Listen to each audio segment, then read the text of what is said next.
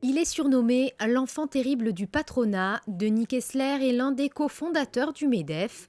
Aujourd'hui, à la tête du groupe SCOR spécialisé dans la réassurance, il cumule de nombreuses récompenses pour sa gestion sans faille.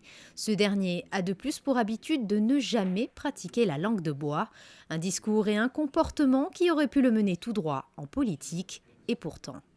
Moi, je suis un partisan de ce qu'on appelle la société civile.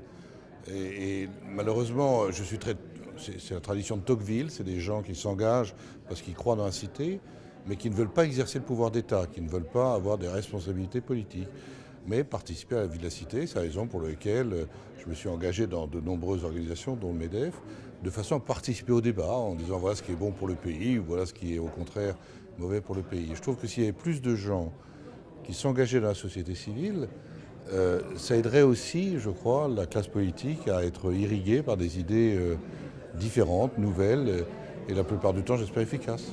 Après de brillantes études en sciences politiques, économie appliquée et philosophie, Denis Kessler devient une figure incontournable du monde de l'entreprise française. Il prône alors la méritocratie.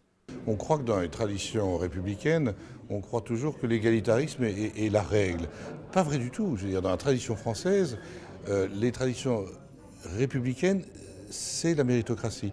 C'est à l'école d'être sûr que les meilleurs ont les meilleures notes et qu'ils ont après le passage dans les meilleures classes et qu'on récompense l'effort, on récompense ceux qui ont des idées, qui apportent quelque chose.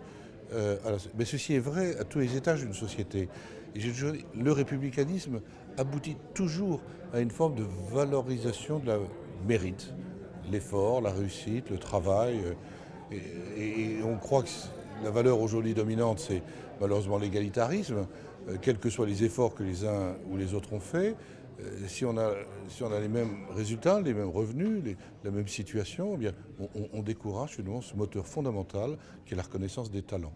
Voilà pourquoi je resterai férocement en faveur de la méritocratie. C'est une valeur très très forte de la République. Vous l'aurez compris, Denis Kessler est une forte personnalité connue pour son incroyable parcours, ses idéologies et son franc-parler.